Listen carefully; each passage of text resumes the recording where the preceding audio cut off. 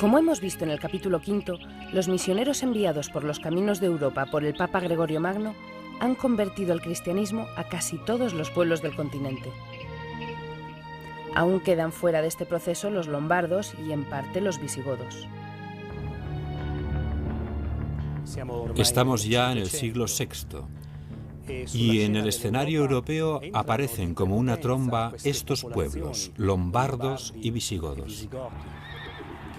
Aún no conocen el Evangelio, pero pronto lo conocerán gracias a los pueblos que ya han sido conquistados por la palabra de Jesucristo, por la palabra del Evangelio.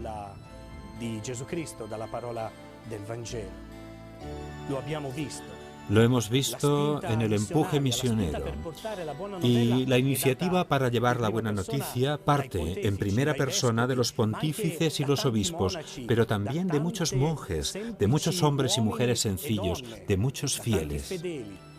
Los lombardos y visigodos entran en estas comunidades que ya son cristianas y están bautizadas.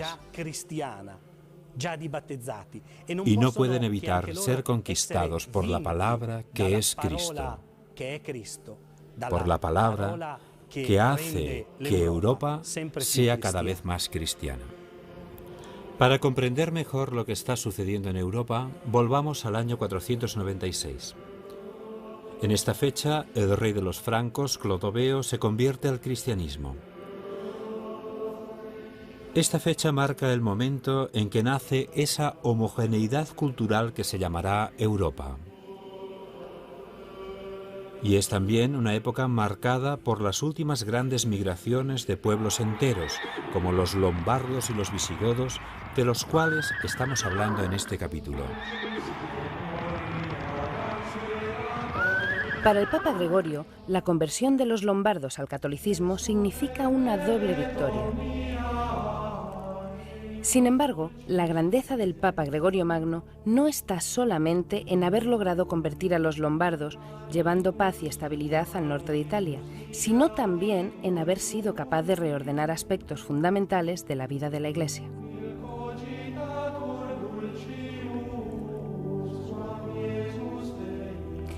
El pontificado de Gregorio Magno se enmarca en un momento histórico complejo. Roma, sede de la Cátedra de Pedro, comienza a alejarse del Imperio Romano de Oriente, incapaz en aquel momento de defender a la cristiandad de las invasiones. En esta época comienza también la decadencia de Rávena. Obligada a defenderse de los lombardos, es incapaz de proteger a los habitantes de las ciudades cercanas, los cuales se ven obligados a refugiarse en las zonas pantanosas del norte del Adriático y a convivir con aquellos pueblos que algo más tarde fundarán Venecia. También en esta época, mediados del siglo VI, los visigodos procedentes del Danubio llegan a España. Y en España hacen de Toledo su capital. Cuando los visigodos llegan a Toledo, ya han sido convertidos al cristianismo, aunque en su mayor parte a la herejía arriana. En el año 581, en Toledo, el rey Recaredo y todo su pueblo se convierten al catolicismo. Este recorrido de los visigodos desde el Danubio a Toledo es también un recorrido espiritual por tierras de Castilla, tierras latinas y católicas que, con su historia y sus tradiciones bien arraigadas, influyen poderosamente en el rey Recaredo para que no dude en su conversión a la Iglesia de Roma. Durante este primer periodo de dominación visigoda, en Castilla sobresale la figura del santo obispo Isidoro, cuyo mérito fue compendiar todo el conocimiento del momento en una gran enciclopedia de entonces. La tradición cuenta que San Isidoro fue dictando simultáneamente a varios monjes amanuenses. Según avanzamos en esta historia del catolicismo, los grandes momentos se superponen entre sí. Y a menudo los historiadores encuentran dificultades para ilustrar todos los detalles de la historia. Por un lado, los lombardos se han convertido al catolicismo y están instalados en Italia, haciendo de Pavía su capital. Por otra parte, los visigodos se han convertido del arrianismo al catolicismo y han elegido Toledo como su capital. A estas alturas, el Evangelio, partiendo del sur, se ha extendido por toda Europa. Ha alcanzado también el norte. Con San Agustín de Canterbury llega a Inglaterra y gracias a San Patricio ha alcanzado Irlanda y Escocia. Precisamente son estos monjes quienes vuelven a Europa para traer de nuevo el Evangelio, la buena noticia, la base de la Europa cristiana.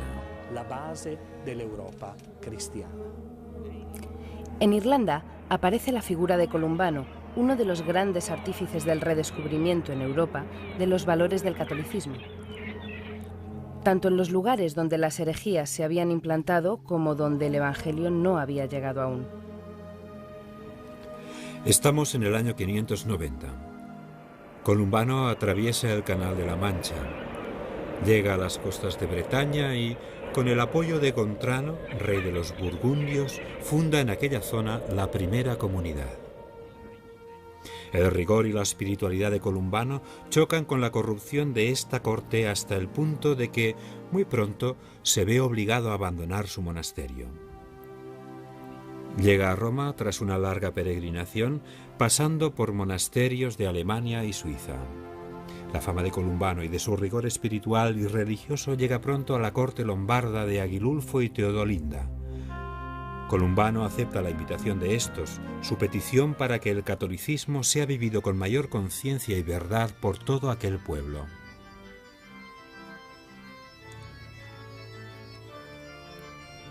Un ejemplo de la actualidad, la familia espiritual La Obra, reconocida por Juan Pablo II en 2001 y fundada por una mujer belga, Madre Giulia Ferragri, una mujer sencilla pero sabia, una mujer con una gran fe y profundo amor por la Iglesia, como lo fue Columbano.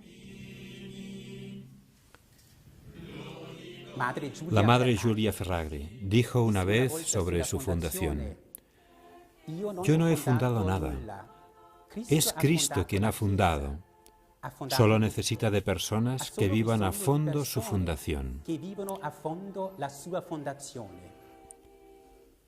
¿Y qué significa para nosotros vivir a fondo la fundación de Cristo?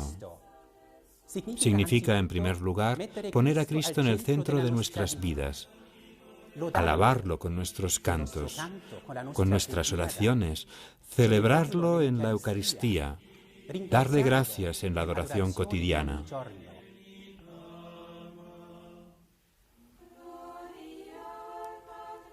Vivir la Iglesia, además, significa escuchar con fe la palabra de Dios y la sana doctrina de la Iglesia. Dice la Madre Giulia: vuestra vida debe ser un evangelio vivido. Este es el testimonio más convincente para el hombre actual. Amar a la Iglesia y hacer que los demás puedan amarla. Esta es nuestra misión, dijo la Madre Giulia.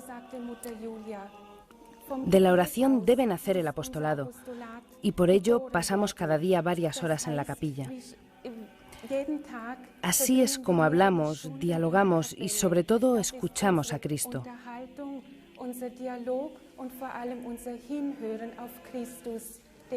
A Él debemos nuestra vida. No es tan importante lo que hacemos, sino cómo lo hacemos. ¿Cuál es nuestra motivación? Debe ser la de servir. Partiendo de la relación, de la amistad con Cristo, tratamos de saber cómo responder a las necesidades de nuestro tiempo, cómo devolver a Dios y a la Iglesia las diferentes realidades de nuestra sociedad y de la propia Iglesia.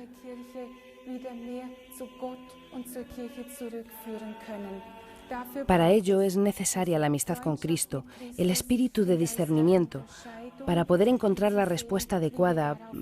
Para ello hace falta espíritu misionero. Para ello hemos entregado nuestra vida. Cerca de Piacenza, en Bobbio, Columbano funda su monasterio en el año 614. Así entró la cultura monástica en el mundo lombardo, exactamente un año antes de la muerte del mismo Columbano. La santidad de este monje es reconocida por la Iglesia. Durante siglos, Conurbano influirá en los procesos culturales, religiosos y espirituales que recorren desde el norte de Europa el camino de la nueva evangelización. El mensaje de Jesucristo, que partió en un principio de las regiones del sur, vuelve y se difunde desde el norte, desde las zonas más alejadas de Jerusalén. Esta vuelta es una señal de la providencia que, tanto ayer como hoy, hace que la palabra de Dios pueda crecer en el corazón de las gentes. Así pues, los bárbaros se convierten en promotores de la evangelización de Europa. Ellos son el primer gran milagro de la providencia. Llegaron para destruir y ahora son los artífices de una nueva gran construcción que ha desafiado a los siglos y que se llama Europa. Los bárbaros se convierten en los fundadores de la Europa cristiana. La paz triunfa sobre la muerte, el amor sobre el odio, sobre las llamas que habían provocado anteriormente las hordas bárbaras. La providencia, hombres que transforman la antigua historia en nueva, fundan la Europa de la Edad Media, de las catedrales, de los versos de Dante y de la chanson de Roland. Y como siempre, el designio de la providencia triunfa sobre cualquier aparente decisión humana. Jesucristo es y sigue siendo el Señor de la historia. Pero estas poblaciones bárbaras, estos bárbaros, fundan la Europa medieval. Se convierten en los constructores de las grandes catedrales medievales que podemos encontrar diseminadas por toda Europa. Se convierten en la providencia de Dios que construye la Europa cristiana. Mientras por un lado comienza a crearse Europa, en Oriente se viven los últimos tiempos de un imperio que va perdiendo fuerza y prestigio cada día. Estamos en el año 650. En Bizancio está el emperador Constante y en Roma el Papa Martín. El Papa se enfrenta a una nueva herejía que sostiene que Jesús es solamente Dios y que se hizo hombre solamente en apariencia y por lo tanto no está afectado por la dimensión carnal del hombre. Esta interpretación, esta herejía, recibió el nombre de monotelismo, lo que significa única voluntad, y pretende negar que Jesús hubiera aceptado vivir como hombre y, como tal, sufrir en la cruz el dolor humano para expiar los pecados de la humanidad. El emperador Constante sostenía que esta interpretación de la figura de Jesús no debía considerarse herejía, sino verdad de fe. Y de aquí nace un fuerte enfrentamiento con el Papa Martín. Estamos en el interior de la Universidad Lateranense. Muy cerca de aquí estaba entonces la residencia del Papa Martín. Y aquí fue donde el pontífice convocó el Sínodo de Letrán en el año 649. En este lugar, los padres de la Iglesia, con el Papa como guía, condenan la postura del emperador. La reacción del emperador de Oriente no se hará esperar mucho. Envía a Roma a sus soldados que arrestan al Papa y lo mandan encadenado al exilio. Muere en Quersoneso, Crimea. Con el sucesor de Martín, Agatón, triunfan de nuevo la verdad y el primado de Pedro en materia de fe. La arrogancia de los poderosos nunca llevará las de ganar. Jesús, desde lo alto, defiende a su pueblo y a su vicario en la tierra.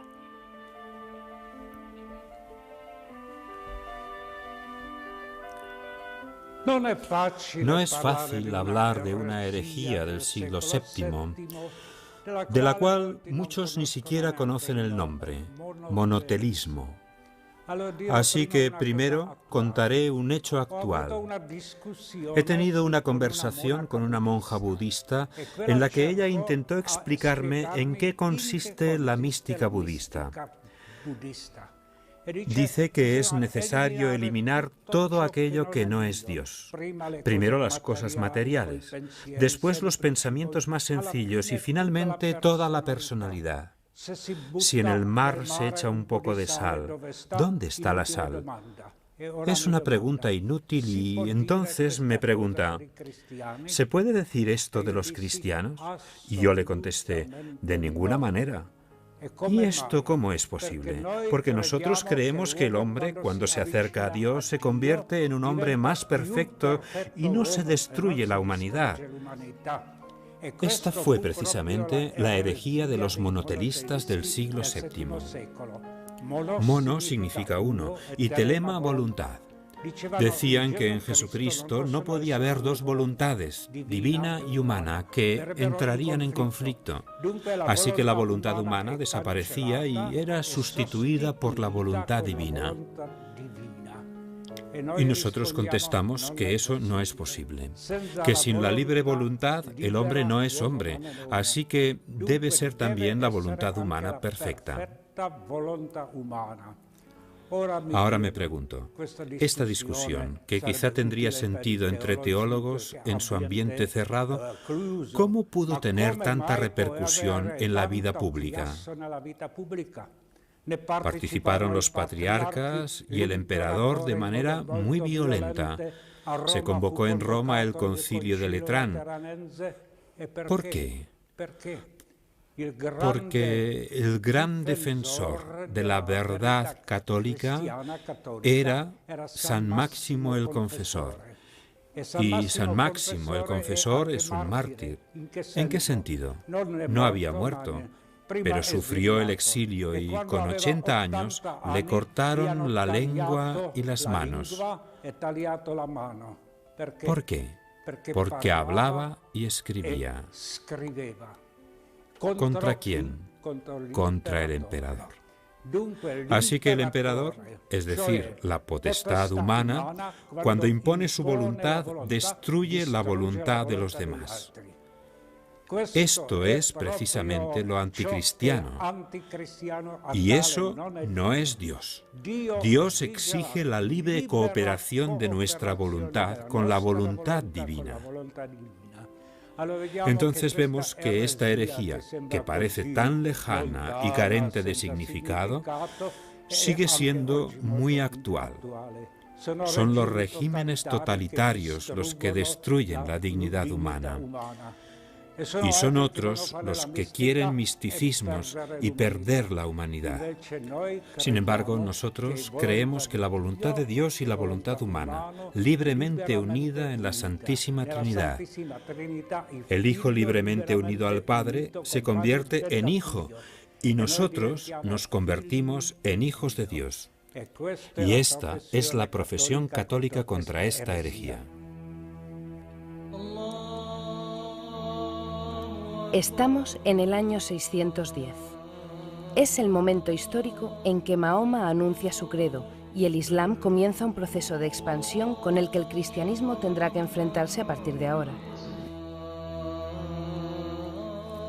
Se puede escribir, pero no representar figuras de la divinidad como ya hacían los hebreos. Este es un elemento característico del Islam. Lo opuesto a los católicos, que precisamente hacen de la representación del rostro de Cristo y de su vida un elemento que cualifica su evangelización y el anuncio de la buena nueva. Porque, como dijo San Gregorio Magno, la posibilidad de ver, de participar visualmente en la representación de un Dios que se hace hombre por amor a nosotros, proporciona a todos, humildes y poderosos, la manera de ser partícipes y vivir plenamente la historia de Jesús, que además es la historia del pueblo que cree en él. Mosaicos, frescos, bajorrelieves, todos proclaman a lo largo de los siglos la historia de Jesús y de su pueblo. Sin embargo, a pesar de toda esta tradición figurativa y representativa, el que entonces era emperador de Oriente, León III, decide arbitrariamente que se deben quemar y destruir todas las imágenes religiosas, estén en las iglesias o fuera de ellas. En este contexto de iconoclastia aparece la gran figura de Juan Damasceno, uno de los padres de la Iglesia que, a partir del año 740, comienza a escribir frente a una imagen de la Virgen María. Y escribe que cuando un cristiano venera una imagen, no venera un pedazo de madera, ni un trozo de pared, sino que recuerda y lleva a su corazón la imagen misma del Señor, su amor por el Señor.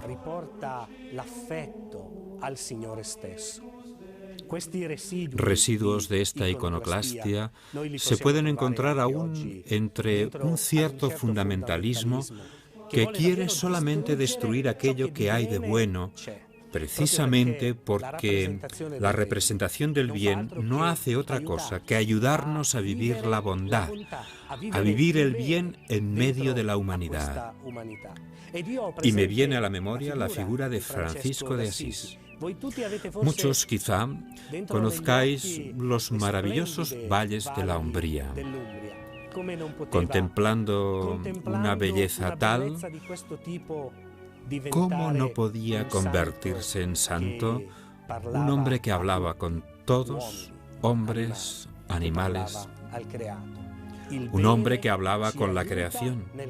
El bien nos ayuda a hacer el bien y la representación del bien no puede provocar otra cosa que la necesidad de buscarlo.